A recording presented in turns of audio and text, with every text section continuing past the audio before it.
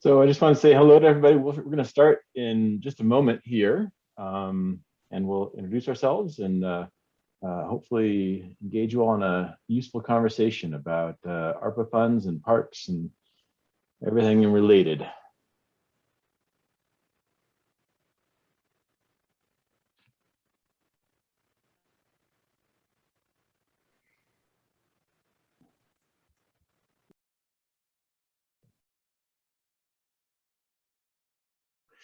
All right, let's go ahead and begin. Welcome, everyone. My name is Chris Adams, and I'm the president of Balancing Act. We are an organization that has been around for more than 20 years that focuses on public engagement. And in the last decade or so, we've focused on public engagement that takes budget specifically into account. I'm going to just advance the slides here and just say a little bit about ourselves. As I said, we've been around for some time, since 1998. We've been doing online budget simulations, creating a tool to talk about program and spending and infrastructure with that takes into account cost. Since 2007, I guess, was when we created that. And then we have a number of tools that we've been rolling out along the way. Today, we're going to be talking about a special instance of our budget simulation and show you some examples of how that can be used specifically in this unusual time with all the ARPA funding. And then also show you a new tool as well that I think could be very useful. Just a little bit about us, since I think most of the folks that are on are new to us. And this is actually one of our first times reaching out specifically to the Parks and Recreation community. We have some clients that have been using us for those purposes for a while, but this is our first outreach specifically to you all, just to say a little bit about it. So we've been working with a number of governments for quite a while now. And we've helped them win all sorts of awards. So Mecklenburg County, Baltimore County, City of Roseville, Kansas City, City of Norfolk, et cetera, have won awards using our tools. And then we also have some examples of us being included on the GovTech 100 and also recognized by ELGL as a top company serving government. These are some of the governments that we work with, some of the very largest in the country, but we also work with some very small and mid-sized governments. And we're really excited to work with governments at all levels. And just moving to the point of today's session is to talk about ARPA and sort of the special opportunity with ARPA to revitalize parks and to find a way to, I think the one thing the pandemic showed us was that parks are very much appreciated and loved. And in some ways they got loved to death a little bit when everyone was seeking a healthy refuge during the pandemic. And this is an opportunity both to restore parks, but also possibly to expand them, especially with their increased value. In general terms, the U.S. Treasury has been very forthright in encouraging communities to engage constituents on the budget and how these ARPA funds should be used. And we've been working with a number of governments generally on capital plans and other types of plans about how to spend these dollars. But we really wanted to reach out specifically to the Parks and Rec community in this webinar. Probably a statistic that's familiar to all of you is that parks use has been up 60% since the pandemic began. People, I think, recognized what a jewel and what a value they are in their communities. And when the ARPA funds were released, when that bill was passed, it made two specific mentions of uses for parks, and that is that ARPA funds can be used to maintain and repair due to that increased usage, and also to provide parks improvements in lower income communities. And as I'm sure you all know, our ARPA funds can be used, and there's a lot of encouragement to use it just in general for infrastructure and capital projects. So we're going to give you some examples of how our tools can help engage the public on those and also engage even internal stakeholders. And the challenge is that we have talked to a number of public administrators about this in terms of the Parks and Rec community. The challenge is that there are, even with this, $350 billion of ARPA funding that's gone to local government, that there's still competing needs and funds across the government. I mean, parks are fantastic, they're wonderful, and they're important, but there are a number of other important needs as well. And so that raises the issue of needing to find a way to sort of elevate that importance and to demonstrate that importance and to see how it fits into a fixed budget. And also, one way to do that is to prioritize that and show and demonstrate public support for certain expenditures that might benefit parks.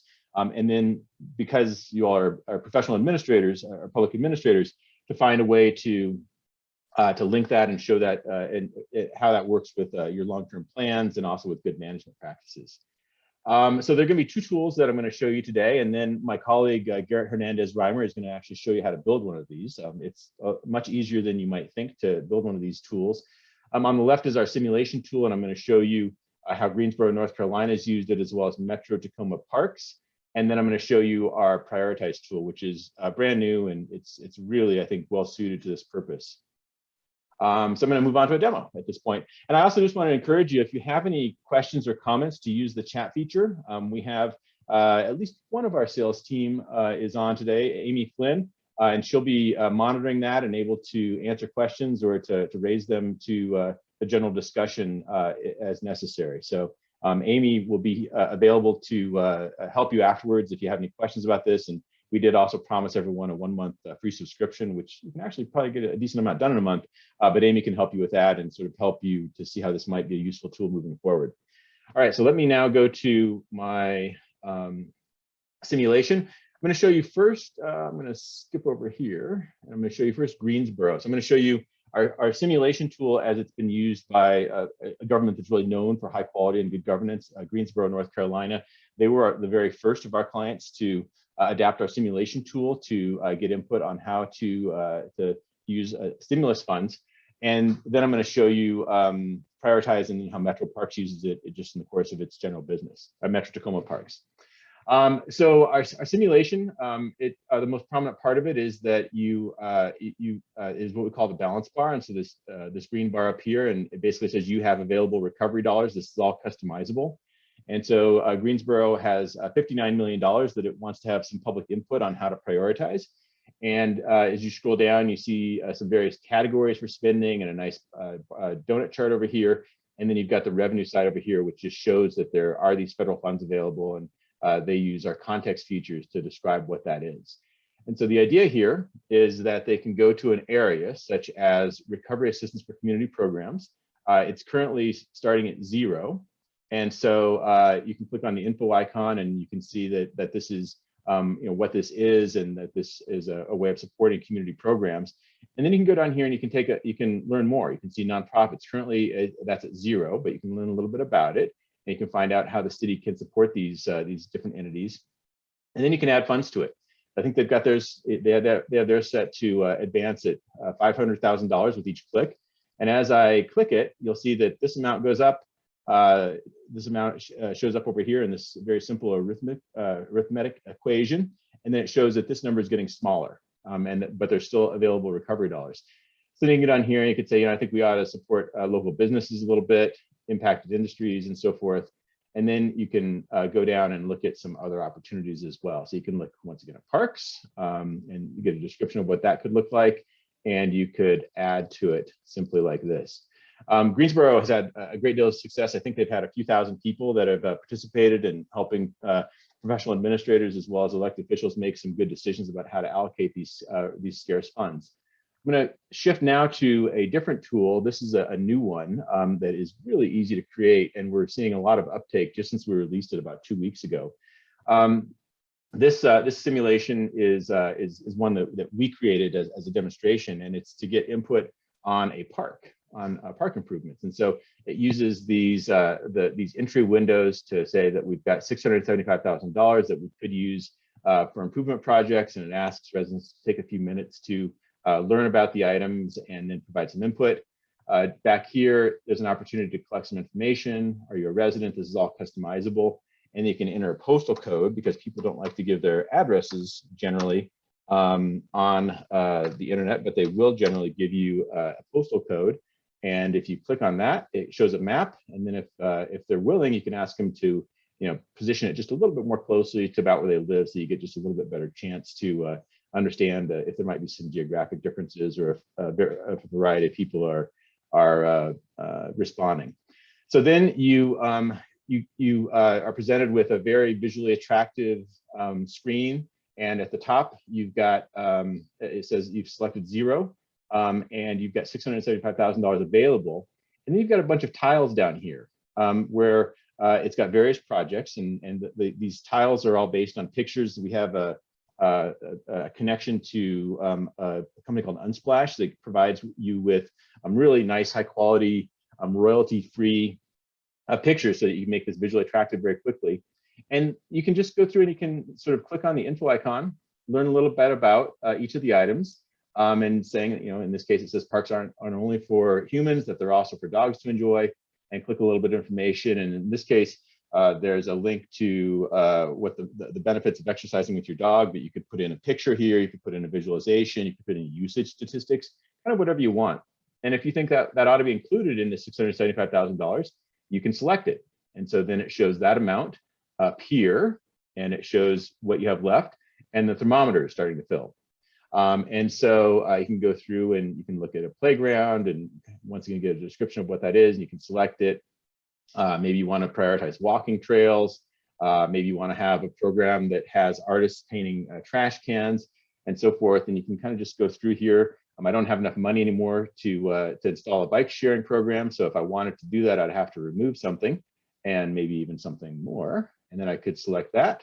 And then I could go and plant, decide to plant more trees, et cetera. So what this is doing is it's putting residents in the position where they get to learn about the various park improvements, but not just to say, and I want that. It's saying, I want that, and I understand how much it costs, and I also understand how much budget there is available. So it provides much more useful input to public officials and elected officials about what might be the wisest thing to try to include. So I'm going to go, I've got $130,000 left, so I'm going to go ahead and select a basketball court. And then I think I'm just going to be satisfied with those items that I've selected. But then the tool allows you also to go a step further and to prioritize it. And so you can pick which of these items is the most important. And I'm going to go ahead and install bike sharing, because I actually like doing that here in the city of Denver, where I live. And then I'm going to submit. And then it once again gives you an opportunity to ask some questions if you wish. You can make those optional or required. Gives you an opportunity to reprioritize things if you change your mind. And then it asks you if you're a robot. And then you can submit. And it shows you what you just chose. So that's what the individual user gets. Let me show you what the back end looks like. It's actually a really nice interface that can give you some good information. So I'm going to go ahead and refresh this. And you can do this in real time if you were actually using this in real time at a meeting, whether it's a public meeting or even using it with some people in your department to prioritize which internally which projects you wanted. It works well for that too. So this first graphic shows you the total vote. So this shows you what was included. And so you've got update the dog park, build a new playground, plant more trees, and then walking trails. But if you go down, remember we did that prioritization, it gives you the weighted impact. So if I were to choose something as my number one thing, it actually goes up. So in this case, you've got update the dog park, build a new playground, plant more trees, and walking trails. And if you want to see those together, you can just click like this, and you can see what those differences are. So dog park, playground, trees, and then over here, it's dog park, playground, trees. Okay, it's actually the same, which is actually nice and confirming in some ways. And then we also have the ability to choose items that you want to include. So I'm going to go down here, and you've got this opportunity over here to say, okay, based on the input, if I were to select this one, this one, this one, and this one, what would that look like? And what you'd find out is that 30 voters, or 88%, would have at least one of their choices included in this package. 76% would have at least two, and so forth. So that's a really nice way to sort of get more informed input from people. We also give you, if any of you are paying attention to the mayor's election in New York, we give you instant runoff voting. What this does is it removes the lowest value item, or the least selected item, until you get down to your budget. So right now, if you have all of the items that receive some votes, it's at $975,000, which is more than what we have total for this project. And so you could say, okay, well, let's get rid of the bike sharing and let's go to round 2. And so we're still a little bit too high, but then you can see what's left, and then you can go to round 3. And because people gave their priorities, you can then reallocate their votes to their next choice and get a nice selection. And once again, it's very similar to what we just saw with the dog park, trees, playground, and create a community garden. We give you a couple more pieces of information down here, just some different ways of looking at the tool. We also give you a nice heat map that shows where people who have used the tool, where they drop their pin, can be very useful. This was a demo, so people are all over the place. So It doesn't really show the concentration in a particular area. We tell you where people are coming from, sessions by city, et cetera. So this is one thing we're really excited about this, and excited to see it actually being used out in the open. Before I turn it over to Garrett so that he can show you how to make one of these, I want to show you one more thing. This is Metro Parks Tacoma, and boy, they love their parks in Tacoma, which is a terrific thing. They use it. They're going to be using it soon, I believe, for ARPA stimulus money prioritization. But they also have they use it just in the general course of doing business, which I think is also very smart. So this was last summer, I believe, last fall, when they're making their 2021-2022 budget. They were projecting a shortfall, as were a lot of public entities last year, and so they're actually starting it at negative $10 million. And then they're asking people, gosh, we don't want to cut from the parks, but kind of the reality is that we might need to do that given financial conditions. And so it gives them a chance to go here and to say what they want to do. And so they can, in this case, they can increase it a little bit and help solve the deficit. They can go down here and they can look at the various options for fixing the deficit. And then down here, they just have this fixed operational budget.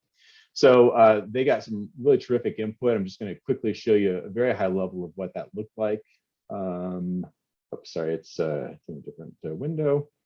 And so the public really stepped up. They had nearly 5,000 people spending 11 minutes on site, with about 1,500 actually submitting. And once again, they had to solve for a deficit. So they chose to prioritize making some cuts to regional parks attractions, to the zoo and aquarium, neighborhood parks, community centers, et cetera. Not pleasant things to do, but what this tool allows is to have a fact-based conversation with residents and users to make the wisest cuts possible. And fortunately, a lot of places have rebounded, and fortunately also the ARPA bill has provided some opportunity to make some recovery and to fill some gaps in coverage. So with that, I'm going to stop, and I'm going to introduce my colleague, Garrett Hernandez-Reimer. He's our Director of Customer Success, and he's going to show you how to make one of these. Perfect. Thank you for that, Chris. So I'm going to go ahead and share my screen now. All right, so what we're looking at here is the admin portal, something that you'll get set up with if you do decide to move forward with us. And what I'm going to do is create a prioritization. And just as a reminder, the prioritization is this tool. So the nice visual, easy to set up platform. So let me go back here. We'll give a prioritization the name. We'll say it's 910 demo. Continue. And now I'm here, and what you'll notice is that I have actually two entry points of data. I have items and I have exit and entry screen modals. So items, again, as a reminder, are these nice, really attractive tiles with items and the amounts associated with them. And then the entry and exit screens, that is kind of here. So maybe you'd put your town's logo or the Department of Parks logo here. Welcome community residents. We have X amount of dollars for improvement. We want to hear from you. And again, everything here, as Chris kind of pointed out, is customizable. So you can ask, are you a resident? You can ask for gender. You can ask for email addresses. It's all customizable here. And here I actually have a postal code. So we've noticed that residents rather put in a postal code than their full address. So I'll type in my postal code here, click go, and I'll actually have this really cool feature of where I can actually drop a pin where I live. So I'm in this zip code, but let's say I live closer to Central Park over here. Then I'll click continue. And now as a resident on this page, everything I select is then collected in the back end that Chris has highlighted earlier. So now going back to that. So with items, you're actually able to plug in items either manually or via CSV. So for the sake of time, I'll kind of I'll add one item manually, and then I'll do the other one CSV, just to kind of show you how easy it is from both pathways. So here are the available funds. Let's say our ARP funds are 10 million. So let me type in 10 million there. And then here in the upper right, I'm going to add an item. Again, one of those nice visual tile pieces. And here, let's say this is, we want to build a new playground. We associate a cost with it. Let's say it's 700,000. Then I can actually go into details of that item. So we have a categorizing feature right now. Just for the sake of time, I'm going to keep it uncategorized, but you can categorize them if you'd like. And then here's where you can plug in more details and context. So let's say this park or this playground will be built on the corner of Main Street. And then here, more details. This is where you're able to implement photos, links, videos, basically whatever you want here. So what I like to see, and what I've seen some other clients do, is just plug in a nice link on the benefits of this certain item. So we'll click read here. We'll type in benefits of playgrounds. And then what I can do here is go to a nice article from the CDC talking about the benefits of that. I can add a link there. And now the hyperlink will then appear on the front end. So really easy to add all that. And now here with images, you're able to upload an image, or as Chris also mentioned earlier, we have a nice API connection with a stock photo company. So I'll go and just add a stock photo. I'll type in playground, click search. And as you can see, really nice, clear pictures come up. And there's actually pages and pages and pages of this as well. So it gives you flexibility on what you kind of want to display. I like this yellow slide here, so we'll go with that. Once I do that, I'll click done. And there's my first item, new playground.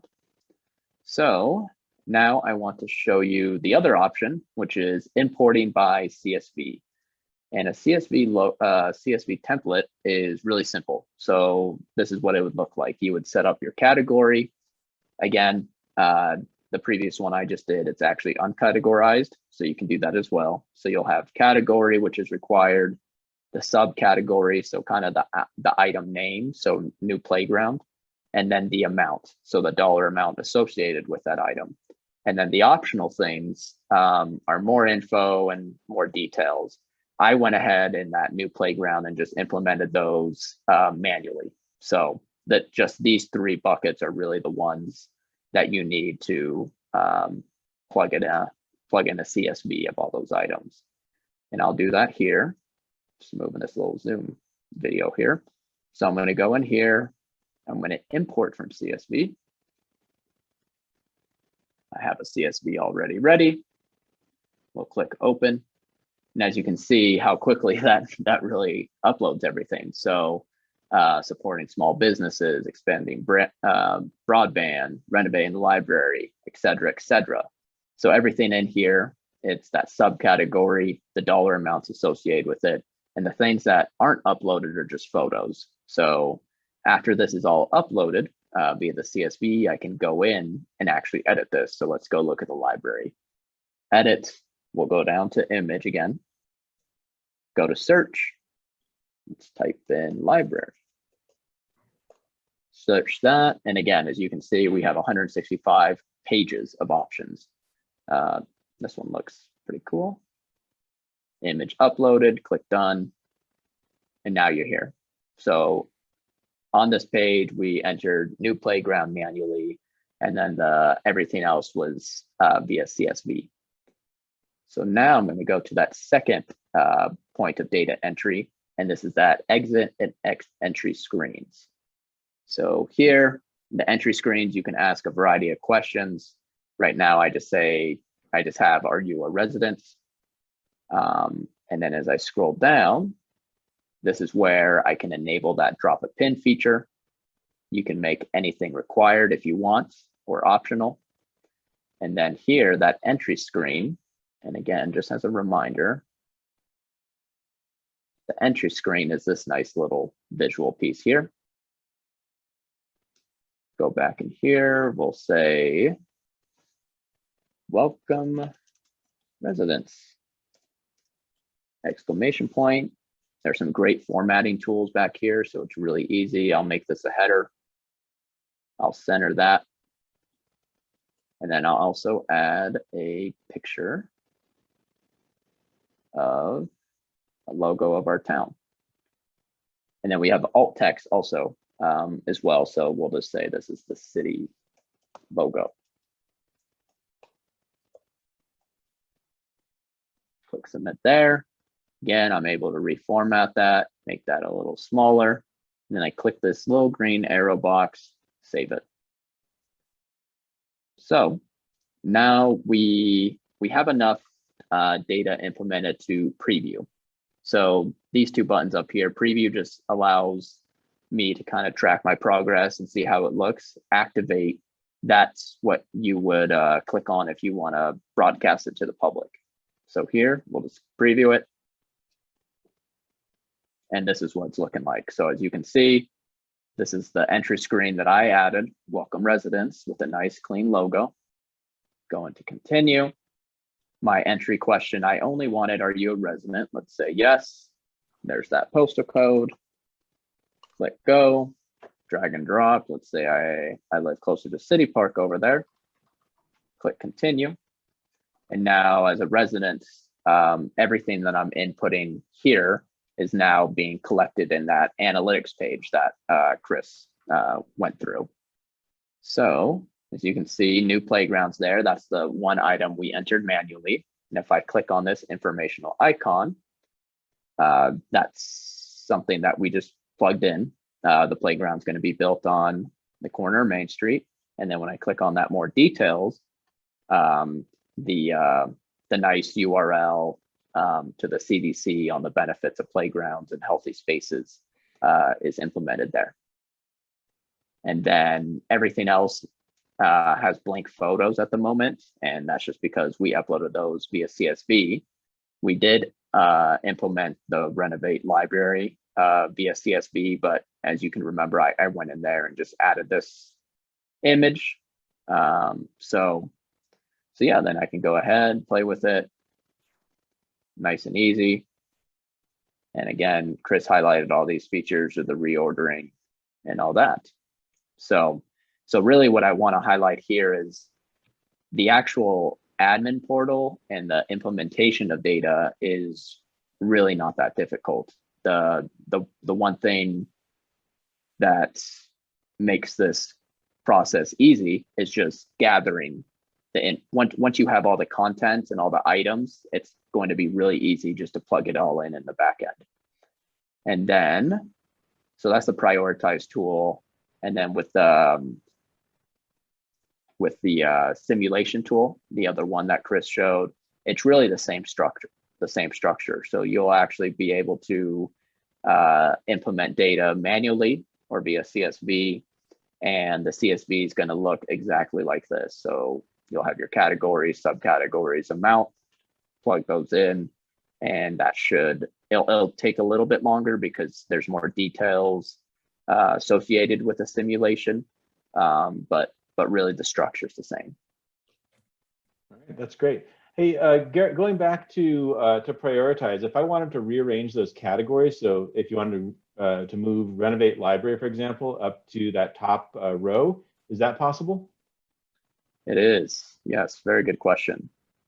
So here we'll go back to our items, and then it's just so user-friendly from the back end. I just got off a call actually with a client, and they were very impressed of just how easy everything is from back here. So this new playground, I can scroll down. Let's say I want that over there. I want the Renovate Library up here. So that one will now appear up there. Just drag and drop, preview. There's my entry screen. And then it's there. That's great. And so, and you could just go in and once again, add a photo to each of those tiles. So it would, there'd be a photo supporting each one of those, right? Exactly. And I don't know if I mentioned this, but you're able to upload your own photo. So feel free to do that. But yeah, just the nice clean 4K images that we can pull from the stock photo partnership that we have is really beneficial. So basketball, right? Basketball courts, and you just have pages and pages and pages of really nice, clean photos. But if the client had a picture of a park or a site where they were thinking about putting a basketball court, that would be easy to upload as well, right? Yep, exactly. Okay. Yeah, good. Same time. Yep. All right. Well, that's great. Thank you, Garrett, for sharing that. So I want to first I want to introduce Peter Diedrich. He's our other sales director in addition to Amy Flynn. And they've been watching the chat. Amy and Peter, have there been any questions that have come up? Yeah, I've had a couple of questions. One is, let's see, across platforms. Can more than one person be doing input into this? Because you know, can the Parks and Rec people, and can they have other people sort of manipulating the information, because it's not all coming from the same place? Right. Yeah. You can have as many logins as you want on the back end. So you can have multiple people. Very often it's useful to have somebody who's associated with a department such as Parks and Rec or Finance, who is probably closer to the data, but then also to have somebody from communications who might just have a little bit of a sense of, you know, how to present things so that the public can understand. So that's a great question. Yeah. Thank you for that. Yeah, and then one other one was how does it look on a phone? Because they imagine a lot of people will be doing this on their mobile phones. It looks great. And I'll just tell you, 5 or 6 years ago, we thought, should we make an app? And we thought, you know, creating an app is a little bit of annoying. And so we actually just made it mobile responsive. So if the app is sensitive to whether or not it's a wide or a narrow screen. So if it's a narrow screen, like on a phone, it narrows down and scales automatically, both the simulation and the prioritized app. It works great on phones. That's a really good question too. Peter, anything that you saw? Yeah, one other question was, do you see this used just with the public, or do you see it used internally as well, or both? Yeah, so we launched Prioritize about 2 weeks ago, and we've had a great uptake. We've got about 8 or 10 governments that have already decided to use it, and they're getting their versions of Prioritize ready. But we had one that was kind of our beta tester, is a school district in Pennsylvania that did this, and they, I think, went live in July with their ARPA funds. And they had so much success that their CFO said that they intend to use it for everything, for departmental meetings, to look at supplemental budget requests, to get, you know, directors and managers on the same page about priority spending items. So yes, and it's so easy to create, as you saw. It can easily be created just for a meeting. So that's another really good question. And I would say that would be a great use for this free month, if you take us on it to use it internally and kind of see how it works internally first. Yeah, no, that's a great idea. And just to add on to that really quickly, I actually had just gotten off a call with a client in Washington, and they're going to push out the prioritization tool for ARPA funds this month. Okay. But they are interested in using it internally also for communications meetings. So, you know, which cover photos look best on this publication, please vote in rank order. So a lot of different applications internally and externally for sure. And it could even be used for like prioritizing maintenance requests or like, you know, general service level offerings as well. So thank you for that. I know these folks are very busy, so I'm gonna try to wrap this up. One other use I want to show you, which we just think is great, is even though it's an online tool, we think it works extremely well to facilitate real-time conversations, whether or not they're face-to-face or they're online. And so we have a tool called Meeting Mode, which allows you to use it in real time. The simulation especially the prioritization tool can be used without any modification. But the meeting mode allows you to use it with a group full of people, and then the results actually get shown up here. This is an example of using the tool on an online setting, and we've got folks that are using it in hybrid because as the country, hopefully gets back to more and more face-to-face, but also realizing that, even though it may not have been people's first choice, that some online engagement can be really useful too. And what these two tools do is it gives you a focal point for these conversations, so they actually can be much more useful whether they're online or face-to-face. And then finally, just to let you know that we'd love to provide you, we'd actually love to have a conversation with you because, as I said, this is relatively new that we're reaching out specifically to parks and recreations professionals. We think that the tools as they've evolved are especially useful to you, but we'd actually love to have a conversation with you to hear what you think about them, how they might be improved for your area the most. But also to provide you with a little bit of value. So if you'd like to have a free month, 1 month subscription, please contact us. The email is support@abalancingAct.com. You can give a call, or you can also look at our website. There's a button for you to click that says "Get Demo," and we'll get back with you pretty quickly and set something up. So anyway, anything, and we'll also send this recording to folks. Amy, Garrett, Peter, anything else you can think of before we sign off? No, if anyone else has any questions, the chat's still open, but. All right, well, good. Well, thank you all for joining us. And even if you don't want to take us up on the free 1 month offer, we'd actually love to hear what you think of the tool. So just shoot us an email and let us know what you think. All right, thanks everyone. Bye.